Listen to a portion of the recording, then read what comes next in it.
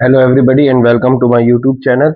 पिछली क्लास में हमने लगभग इलेक्ट्रिसिटी कवर किया था, थ्योरी पोर्शन। इस वीडियो में हम एक नया चैप्टर चालू कर रहे हैं जिसका नाम है लाइट, जो कि दो पार्ट में है। एक पार्ट है रिफ्लेक्शन और एक पार्ट है रिफ्रैक्शन। तो सबसे पहले इस वीडियो में अपन कंप्लीट करेंगे कि रिफ्लेक्शन क्या होता है, रिफ्लेक्शन वाला पार्ट। तो इंट्रोडक्शन से चालू करते हैं। जो सबसे पहला टॉपिक है अपना इस चैप्टर का, वो है light.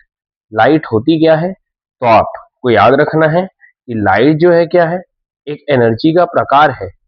It is a form of energy. Energy का ये एक प्रकार है जिससे हम किसी भी ऑब्जेक्ट को देख सकते हैं। From which we see any object, मतलब किसी भी ऑब्जेक्ट को हम जिस एनर्जी के प्रकार से देखते हैं उस एनर्जी को हम बोलते हैं लाइट। इसके अलावा जो बात याद रखनी है आपको कि लाइट की स्पीड क्या होती है हमारी। लाइट की स्पीड होती है 3 × 10⁸ मीटर पर सेकेंड।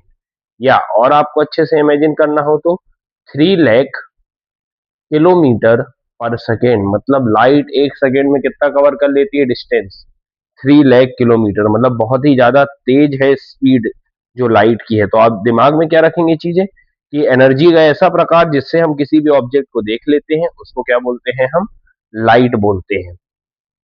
अब ऐसा कहा जाता है कि जो लाइट का नेचर है वो डुअल नेचर है। डुअल नेचर मतलब दो प्रकार का नेचर है। अब लाइट की एक प्रॉपर्टी होती है, आप समझ सकते हैं कि कुछ ऐसे बच्चे होते हैं जो ट्यूशन में भी पढ़ते हैं और ट्यूशन नहीं रहता तो सेल्फ स्टडी भी कर लेते हैं।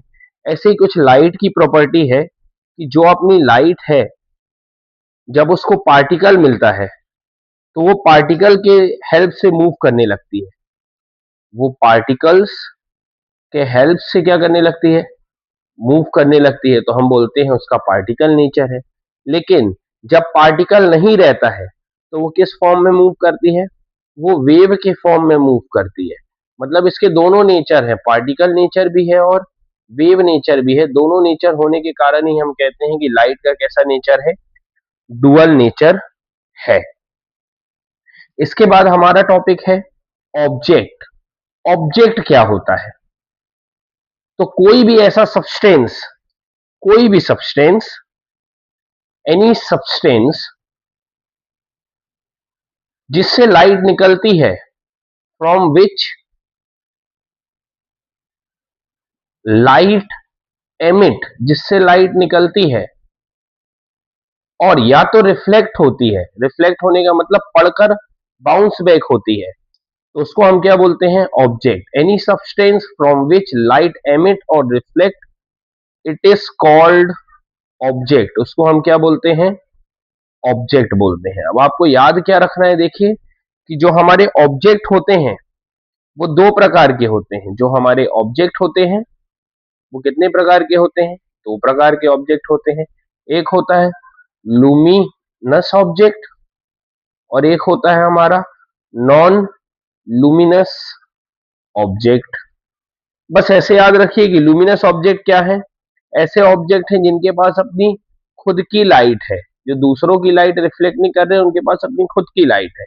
और नॉन लूमिनस ऑब्जेक्ट हमारे कौन से ऑब्जेक्ट है, ऐसे ऑब्जेक्ट हैं जो क्या करते हैं, लाइट को रिफ्लेक्ट करते हैं। दूसरों की लाइट को क्या कर रहे हैं, रिफ्लेक्ट कर रहे हैं। इनके पास अपनी खुद की लाइट नहीं है। मैं एक एक एग्जांपल दूंगा तो आपको बहुत अच्छे से क्लियर हो जाएगा। जैसे मैं बोल दूं सन, सन के पास खुद की लाइट है। बल्ब, बल्ब के पास खुद की लाइट है।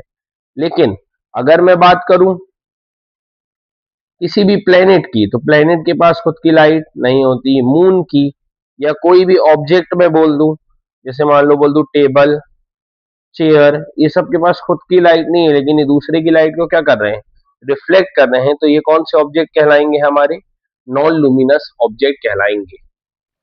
नॉन लुमिनस ऑब्जेक्ट के बाद जो हमारा टॉपिक है वो है हमारा टॉपिक इमेज। कि इमेज क्या होती है, तो ध्यान से सुनिएगा, इसकी डेफिनेशन अभी आपको क्लियर हो जाएगा। कि इमेज एक पॉइंट है, it is a point from where light race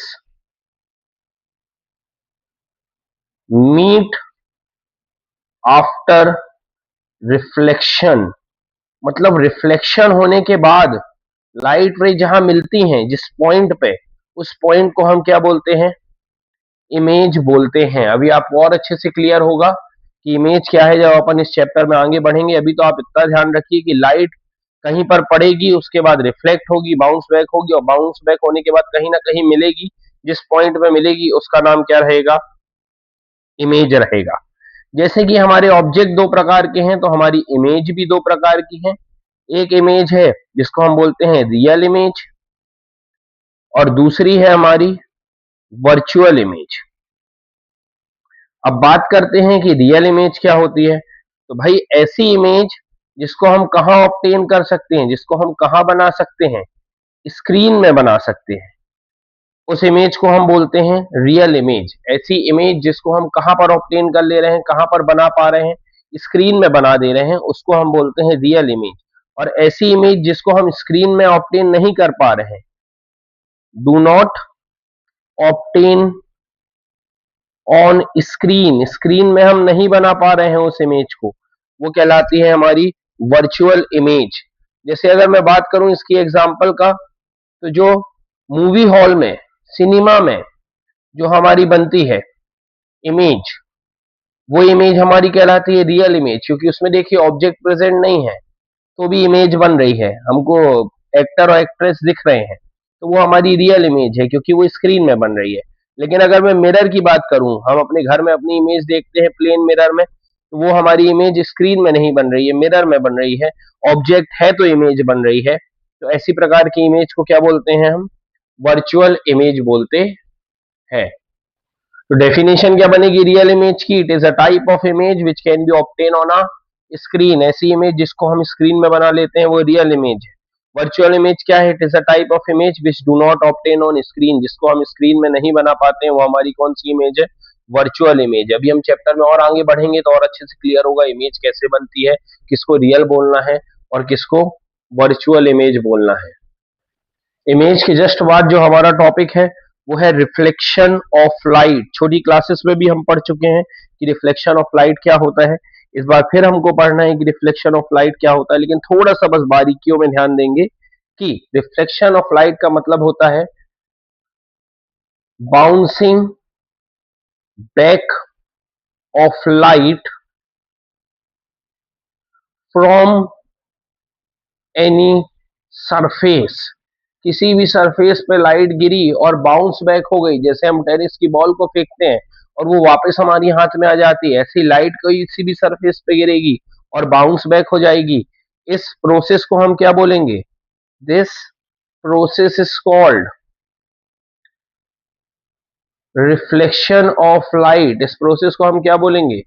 reflection of light.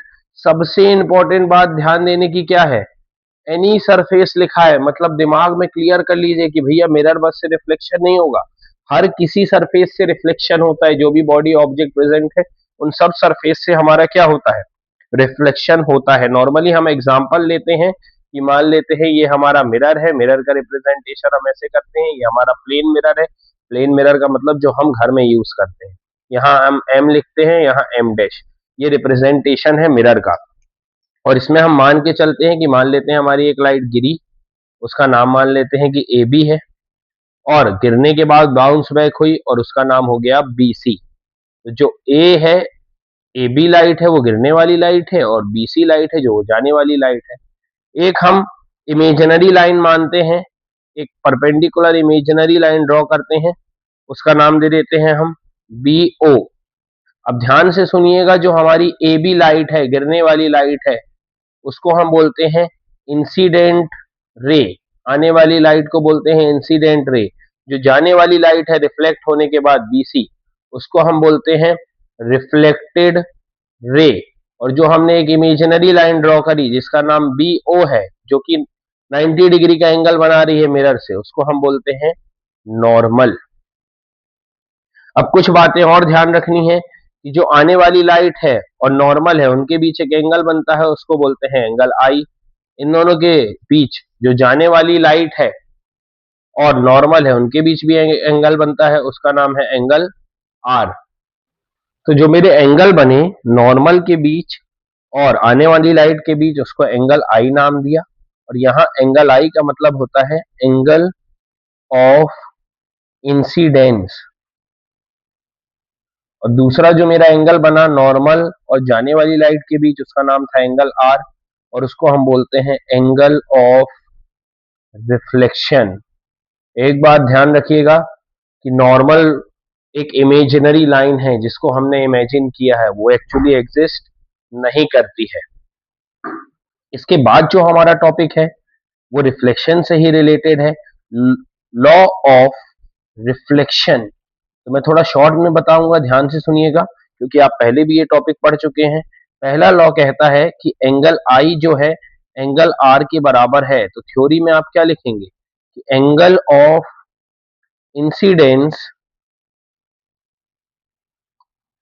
is equal to angle of reflection. मतलब जो इंसिडेंट एंगल है और रिफ्लेक्शन एंगल है वो आपस में क्या है, बराबर है।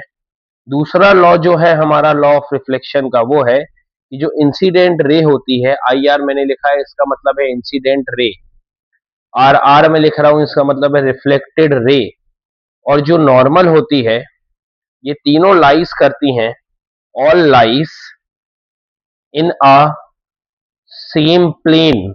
ये तीनों सेम प्लेन में लाइज करती हैं। इसका मतलब क्या है, ये पूरी प्रोसेस जो हो रही है वो इस पेज में हो रही है। तो अभी मान लेते हैं ये पेज मेरा एक प्लेन है, तो ये तीनों चीज मुझे कहाँ मिली, इस पेज में मिली। तो इंसिडेंट रे, रिफ्लेक्टेड रे और नॉर्मल जो होती है वो एक ही प्लेन पे लाइज करती है, मतलब एक ही जगह लाइज करती है, एक ही पॉइंट पे नहीं मिलती है, मैंने बोला एक ही प्लेन पे लाइज करती है, जैसे कि यहाँ पर इस पेपर में हो रहा है।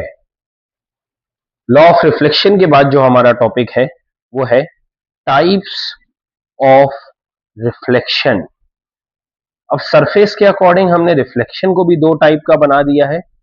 एक है रेगुलर रिफ्लेक्शन और दूसरा जो है वो है हमारा डिफ्यूज रिफ्लेक्शन। मैं बिल्कुल शॉर्ट में बताऊंगा जिसमें आपको डेफिनेशन याद रहे। जैसा कि नाम है रेगुलर रिफ्लेक्शन, तो ऐसा रिफ्लेक्शन जो स्मूथ सरफेस से होता है। स्मूथ सरफेस से जो रिफ्लेक्शन होता है, चिकने सरफेस से जो रिफ्लेक्शन होता है, जैसे कि हमारी हो गई टाइल्स, हो गई हमारी, हमारा मिरर हो गया, ये सब हमारी स्मूथ सरफेस है। एग्जाम्पल में मैं लिख देता हूं तो और अच्छे से क्लियर होगा। जैसे मिरर से हो या टाइल्स से हो, ये जो रिफ्लेक्शन होगा वो हमारा कहलाएगा रेगुलर रिफ्लेक्शन। और जो हमारा रफ सरफेस से होगा, रफ सरफेस से किसी भी, मान लेते हैं टेबल की एज से हो रहा है, टेबल से हो रहा है या वॉल्स से हो रहा है, किसी भी रफ सरफेस से अगर रिफ्लेक्शन होगा तो वो डिफ्यूज रिफ्लेक्शन कहलाएगा। एक डायग्राम से थोड़ा समझते हैं। जैसे कि मान लीजिए ये प्लेन सरफेस है, तो इसमें लाइट आएंगी और बहुत ही सिमेट्रिक जाएंगी, इस तरीके से जाते हुए दिखाई आपको देंगे। और ये हमारा अगर रफ सरफेस है तो इस पे लाइट कहीं भी आएंगी और कहीं भी जाएंगी, रिफ्लेक्शन इस पे भी हो रहा है, तो ये हमारा कहलाएगा डिफ्यूज रिफ्लेक्शन। अब एक क्वेश्चन आता है कि लॉ की क्या बात है, क्या लॉ वैलिड होगा रेगुलर रिफ्लेक्शन में और डिफ्यूज रिफ्लेक्शन में? तो जो लॉ ऑफ रिफ्लेक्शन होता है वो रेगुलर में भी वैलिड होता है और डिफ्यूज में भी वैलिड होता है। अब रेगुलर का तो समझ में आ गया आपको कि भैया सरफेस स्मूथ है तो आई बराबर आर हो जाएगा, लेकिन डिफ्यूज में कैसे वैलिड होता है, क्वेश्चन ये अराइज होता है हमारा कि डिफ्यूज में वो कैसे वैलिड होता है। तो बात करूं मैं डिफ्यूज रिफ्लेक्शन की, तो डिफ्यूज रिफ्लेक्शन को अगर मैं माइक्रोस्कोपिक लेवल में देखूंगा तो वो बिहेव कैसा करने लगता है, उसके पार्टिकल्स कैसा बिहेव करने लगते हैं, रेगुलर की तरह। मतलब मान लीजिए एक गधा बच्चा है, पढ़ाई में ध्यान नहीं देता है, लेकिन अगर मैं उसमें ध्यान दूं, उसकी कमी पहचानूं तो वो पढ़ने लगेगा। ऐसे ही डिफ्यूज रिफ्लेक्शन की जब मैं पार्टिकल्स को अंदर से देखूंगा माइक्रोस्कोपिक लेवल में तो मुझे रेगुलर दिखाई देंगे। वही कारण है कि लॉ डिफ्यूज में भी वैलिड होता है। ये क्वेश्चन पूछा जाता है कि जो आपका लॉ ऑफ रिफ्लेक्शन है वो डिफ्यूज में वैलिड कैसे होता है। तो माइक्रोस्कोपिक लेवल में डिफ्यूज किसके जैसा बिहेव करता है, रेगुलर सरफेस के जैसा बिहेव करता है, इसलिए उसमें लॉ ऑफ रिफ्लेक्शन क्या होता है हमारा, वैलिड होता